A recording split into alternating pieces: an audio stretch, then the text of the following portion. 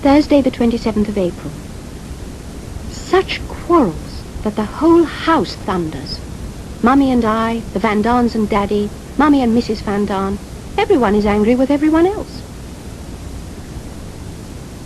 I was lying in bed yesterday evening waiting for Daddy to come and say my prayers with me and wish me good night, when Mummy came into my room, sat on my bed and asked very nicely, "Anne, Daddy can't come yet. Shall I say your prayers with you tonight?" "No, Mummy," I answered.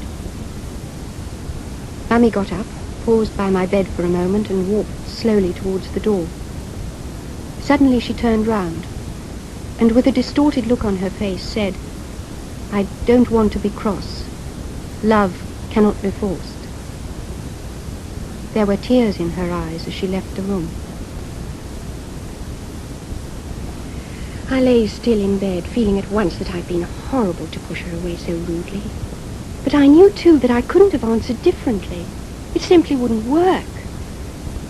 I felt sorry for Mummy, very, very sorry, because I'd seen, for the first time in my life, that she minds my coldness. I saw the look of sorrow on her face when she spoke of love not being forced. It's hard to speak the truth, and yet it is the truth. Daddy doesn't look at me, and if he does for a second, then I read in his eyes the words, "How can you be so unkind?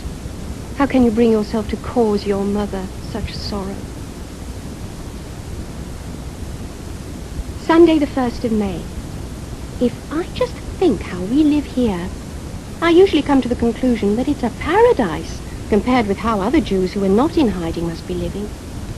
Even so, later on when everything's normal again, I shall be amazed to think that we, who were so spick and span at home, should have sunk to such a low level.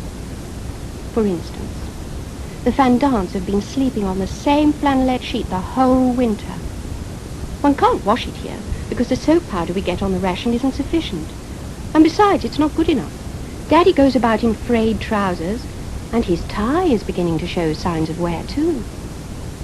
Mummy and Margot have managed the whole winter with 3 vests between them, and mine are so small they don't even reach my tummy. They were banging away so much last night that 4 times I gathered all my belongings together. Today I've packed a suitcase with the most necessary things for an escape. But Mummy quite rightly said, "Where will you escape to?" Yours, Anne.